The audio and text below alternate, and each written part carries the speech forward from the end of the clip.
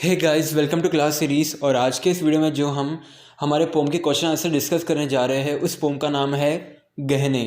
तो चलिए जल्दी से हम पोम के क्वेश्चन आंसर्स पार्ट में चलते हैं। टेक्स्ट बुक के अंदर हमारा फर्स्ट मेन है 1 मार्कर्स। 1 मार्कर्स के अंदर हमारा फर्स्ट क्वेश्चन है, बेटी सोने के गहने क्यों नहीं चाहती। इस क्वेश्चन का आंसर है, बेटी सोने के गहने नहीं चाहती क्योंकि वह उसे तकलीफ़ देते हैं। हमारा सेकंड क्वेश्चन है, बेटी रंगीन कपड़े पहनने से क्यों इनकार करती है। इस क्वेश्चन का आंसर है, बेटी रंगीन कपड़े पहनने से इनकार करती है क्योंकि वह उसे मिट्टी में खेलने नहीं देते। हमारा थर्ड क्वेश्चन है, माँ रंगीन कपड़े और गहने पहनने के लिए क्यों आग्रह करती है। इसका आंसर है, माँ रंगीन कपड़े और गहने पहनने के लिए इसलिए आग्रह करती है ताकि उसकी बेटी सुंदर लगे। हमारा फोर्थ क्वेश्चन है, बेटी को क्यों सुंदर दिखाना है। इस क्वेश्चन का आंसर है, बेटी को सुंदर दिखाना है ताकि वह देखने वालों को सुंदर लगे और माँ को भी आनंद मिले। हमारा फिफ्थ क्वेश्चन है, बेटी सजने धजने से क्या महसूस करती है।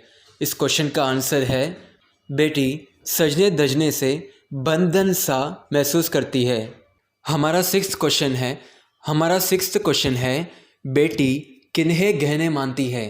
इसका आंसर है, बेटी अपने बचपन को और माँ के मातृत्व का मतलब क्या होता है, माँ की ममता। ओके, बेटी अपने बचपन को और माँ के मातृत्व को गहने मानती है। ओके, हमारा सेवेंथ क्वेश्चन है, माँ और बेटी एक दूसरे के लिए क्या बनते हैं। इस क्वेश्चन का आंसर है, माँ और बेटी एक दूसरे के लिए गहने बनते हैं।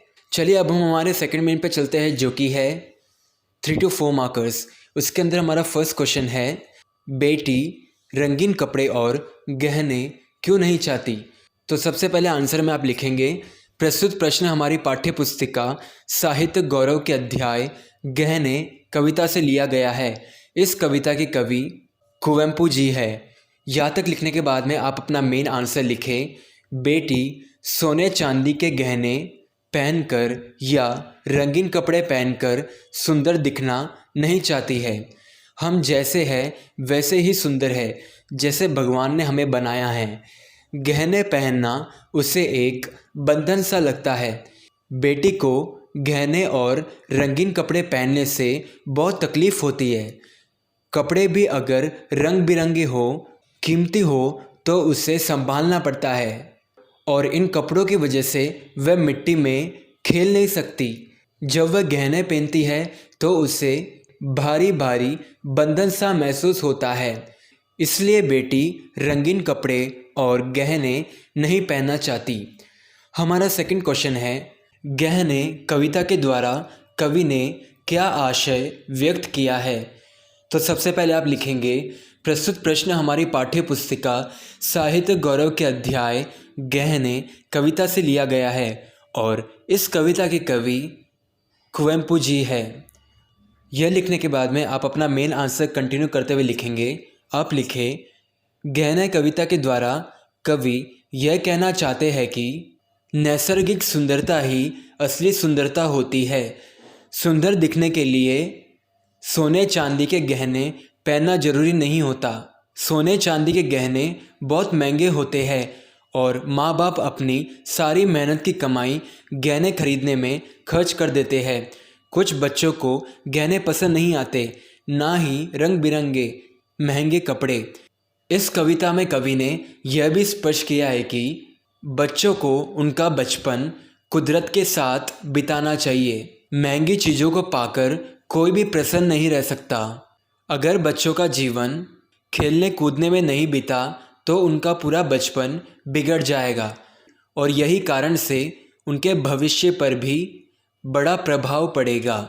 मन की सुंदरता ही सबसे बड़ी सुंदरता होती है। ईश्वर ने जिस व्यक्ति को जैसा बनाया है वह उसी रूप में सुंदर रहता है। गहने और रंगीन कपड़े पहनने से वह ज़्यादा समय तक सुंदर नहीं दिखता। तो यह था हमारा सेकंड मेन। चलिए अब हम हमारे थर्ड मेन पे चलते हैं, जो कि है ससंदर्भ भाव स्पष्ट कीजिए।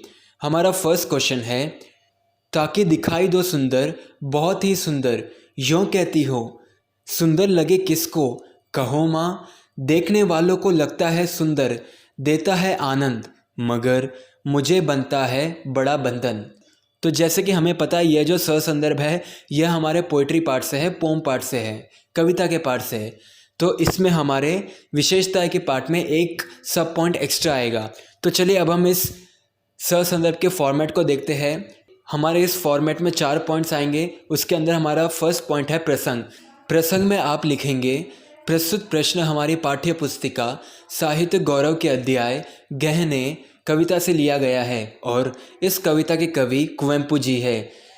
यह था हमारा फर्स्ट पार्ट प्रसंग। चलिए हमारे सेकंड पार्ट पे चलते हैं, जो कि है संदर्भ। संदर्भ में आप क्या लिखेंगे, प्रस्तुत पंक्तियों में कवि कुवेंपु जी ने गहने से अधिक माँ और बेटी के रिश्ते को महत्व देते हुए पाठकों से ये सारी चीज़ें कहे हैं।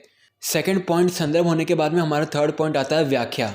व्याख्या में आप क्या लिखेंगे, आप लिखे, माँ अपनी बेटी से सोने के गहने और रंगीन कपड़े पहनने के लिए कहती है। बेटी ऐसा करने से मना कर देती है क्योंकि सोने के गहने उससे तकलीफ़ देते हैं और रंगीन कपड़े उससे मिट्टी में खेलने नहीं देते। बेटी कहती है कि अगर मैं रंगीन कपड़े और सोने के गहने पहन लूँ तो मैं देखने वालों को भले ही सुंदर दिखूंगी, लेकिन मुझे तो बड़ा बंधन सा महसूस होगा। देखने वाले को देता है आनंद। जब मैं यह सब चीज़ें पहनती हूँ तो मुझे बड़ा बंधन सा महसूस होता है। यहाँ तक लिखने के बाद में हमारा फोर्थ पॉइंट आता है विशेषताएं। विशेषता में हमारा फर्स्ट सब पॉइंट है भाषा। भाषा लिखने के बाद में आप कोलन डालें और आप लिखें, हिंदी साहित्य खड़ी बोली भाषा है। सेकंड सब पॉइंट में आप लिखेंगे, माँ और बेटी के बीच में वार्तालाप का वर्णन किया गया है। या फिर आप विशेषता में सेकंड पॉइंट ये भी लिख सकते हैं कि मनुष्य महंगी चीज़ों को पाकर कभी खुश नहीं रह सकता।